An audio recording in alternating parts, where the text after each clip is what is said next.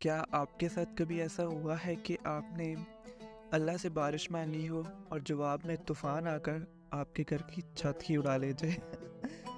بندہ سوچتا ہے یا اللہ، میں نے تو صرف فصل کے لیے پانی مانگا تھا، یہ واٹر پارک کیوں بنا دیا؟ ہم سب کی زندگی میں ایک فیز ایسا آتا ہے جب ہمیں لگتا ہے کہ قسمت ہمارے ساتھ کوئی پرینک کر رہی ہے۔ ہم جو بھی پلان بناتے ہیں وہ 100% الٹا پڑ جاتا ہے۔ آج کی کہانی ایک ایسے ہی شخص کی ہے جس کے ساتھ قسمت نے ایسا بھیانک مذاق کیا کہ وہ ریت پر بیٹھ کر آسمان کی طرف دیکھ کر بولا، یا اللہ، آخر میرے ساتھ ہی ایسا کیوں؟ لیکن ذرا دل تھام کر سنیے گا، کیونکہ جس دن اس شخص کا آخری سہارا جل کر راکھ ہوا، دراصل اسی دن وہ اس شہر کا سب سے امیر اور کامیاب انسان بننے جا رہا تھا۔ یہ کیسے ممکن ہے کہ بربادی ہی کامیابی کا راستہ ہو؟ آئیے میں آپ کو زید کی کہانی سناتا ہوں۔ زید ایک ایسا انسان تھا جسے ہر چیز پرفیکٹ چاہیے تھی، اس کے ہر کام میں پرفیکشن ہوتی تھی۔ اگر وہ بازار سے انڈے بھی لینے جاتا نا تو وہ plan a, plan be, plan سی بنا کر جاتا کہ اگر راستے میں کتا پیچھے پڑ گیا تو انڈے کیسے بچانے ہیں۔ اسی طرح ایک دن اس نے اپنا سارا مال ایک بڑے بحری جہاز پر لادا اور تجارت کے لیے نکل پڑا۔ اس نے موسم کا حال، ہواؤں کا رخ، جہاز کی لکڑی، سب کچھ چیک کر لیا تھا۔ وہ بڑا مطمئن تھا کہ اب تو کوئی مجھے ناکام نہیں کر سکتا، بالکل ویسے ہی جیسے کہ ٹائٹینک بنانے والوں کا خیال تھا کہ اسے کوئی نہیں ڈبو سکتا۔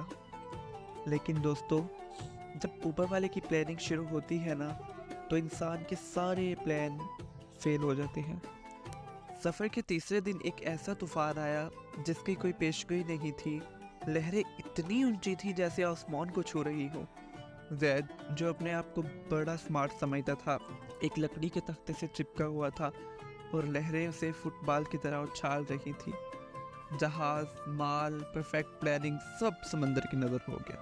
جب زید کی آنکھ کھلی تو ایک سنسان، ویران اور جنگلی جزیرے کے ساحل پر اوندھے منہ پڑا تھا۔ اس کے منہ میں ریت تھی اور ناک پر ایک کیکڑا چل رہا تھا۔ اس نے اٹھ کر چاروں طرف دیکھا، دور دور تک صرف پانی تھا، نہ کوئی انسان، نہ موبائل کا سگنل اور نہ ہی کوئی ریسکیو ٹیم۔ شروع کے چند دن تو اس نے ایسے گزارے جیسے وہ کوئی ہالی ووڈ فلم کا ہیرو ہو۔ اس نے سوچا کوئی بات نہیں زید، تم ایک لکڑی رگڑ کر آگ جلاؤ گے اور ناریل توڑ کر پیو گے۔ لیکن حقیقت فلموں سے بہت الگ ہوتی ہے۔ 3 دن تک وہ 2 لکڑیاں رگڑتا رہا۔ آگ تو نہیں لگی لیکن اس کے ہاتھوں میں چھالے ضرور پڑ گئے۔ ناریل توڑنے کے چکر میں اس نے اپنے سر پر ہی ناریل مار لیے۔ وہ سارا دن ساحل پر بیٹھا کیکڑوں سے باتیں کرتا رہتا، آسمان کی طرف دیکھ کر شکوے کرتا، یا اللہ، میں نے مانا کہ میری پلاننگ میں کوئی کمی رہ گئی ہوگی، لیکن یہ کیسی سزا ہے؟ کم از کم کوئی ایسا جزیرہ تو دیتے جہاں کوئی ڈھابے والا ہی ہوتا۔ لیکن وقت گزرنے کے ساتھ ساتھ اس کی امید ٹوٹنے لگی۔ مہینے گزر گئے، اب اسے یقین ہو گیا تھا کہ وہ یہیں اسی ریت پہ مر جائے گا۔ پھر ایک دن زید نے ہمت کی اور فیصلہ کیا کہ رونا دھونا بند۔ اس نے جنگل سے لکڑیاں کاٹی، پتے جمع کی اور کئی ہفتوں کی سخت محنت کے بعد اس نے ایک چھوٹی سی لیکن بہت خوبصورت جھونپڑی بنائی۔ اس نے اس جھونپڑی میں اپنے بچے کچھ چیزیں سجا کر رکھی۔ جب وہ رات کو اس جھونپڑی میں سوتا تو طوفان اور ہوائیں اسے کچھ نہیں کہتی۔ وہ بڑا خوش تھا۔ اس نے سوچا، چلو شکر ہے، کم از کم چھپنے کی ایک جگہ تو مل گئی۔ اب میں یہاں آرام سے اپنی باقی زندگی گزار لوں گا۔ یہ جھونپڑی اب اس کا پورا جہان، اس کی آخری کل کائنات بن چکی تھی۔ ایک دوپہر وہ جنگل میں پھل تلاش کرنے گیا ہوا تھا کہ اچانک موسم خراب ہوا، کالے بادل چھا گئے اور گرج چمک شروع ہو گئی۔ زید بھاگتا ہوا اپنے ساحل کی طرف لوٹا کہ کہیں بارش اس کے سارا جمع کیا ہوا کھانا خراب نہ کر دے۔ لیکن جب وہ ساحل پر پہنچا تو اس کے قدم وہیں جم گئے، اس کی آنکھیں پھٹی کی پھٹی رہ گئیں۔ آسمان سے گرنے والی بجلی سیدھا اس کی جھونپڑی پر گری تھی۔ اس کی وہ اکلوتی جھونپڑی، اس کا آخری سہارا، اس کی کل کائنات آگ کے شعلوں میں جل رہی تھی۔ کالے دھوئیں کے بادل آسمان کو چھو رہے تھے۔ زید ریت پر گھٹنوں کے بل گر پڑا، اس کے صبر کا پیمانہ چھلک چکا تھا۔ اس نے روتے ہوئے، چیختے ہوئے آسمان کی طرف دیکھا اور کہا، یا اللہ، یہ کیسا انصاف ہے؟ میں نے کوئی مہر تو نہیں مانگا تھا، एक छोटी सी घास फूस की झोंपड़ी थी। तुझे पूरे जजीरे में बिजली गिराने के लिए सिर्फ मेरी झोंपड़ी ही मिली थी। तूने मुझसे मेरा आखिरी साया भी छीन लिया। अब मैं तेरी इस दुनिया में क्या करूँगा। वो इस राख के ढेर के पास पड़ा जोरों की तरह रोता रहा और किस्मत को कोसता रहा। वो रात शायद उसकी ज़िंदगी की सबसे तवील और अंधेरी रात थी।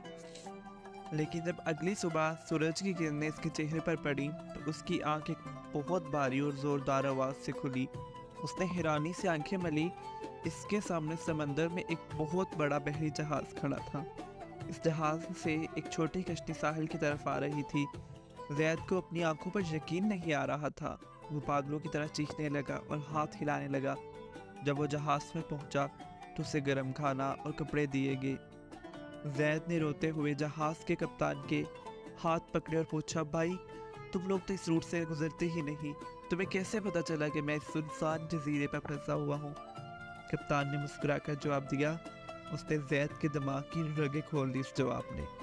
कप्तान बोला, हम तो वाकई यहाँ से मीलों दूर थे, लेकिन कल शाम हमने आसमान की तरफ तुम्हारा जलाया हुआ धुएं का सिग्नल देखा।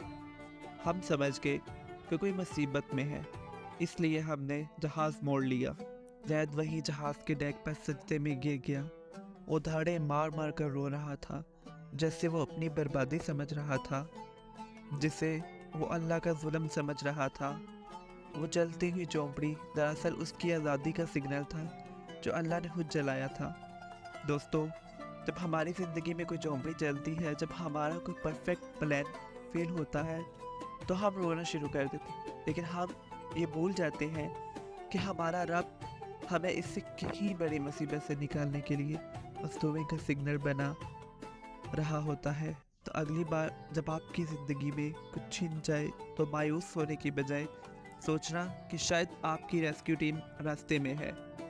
अगर इस कहानी ने आपके चेहरे पर मुस्कुराहट और दिल को सुकून दिया तो कमेंट में अल्हम्दुलिल्लाह ज़रूर लिखें और उन दोस्तों को ज़रूर शेयर कीजिएगा जो आजकल ओवर थिंकिंग कर रहे हैं, और चैनल को सब्सक्राइब करना मत भूलिएगा।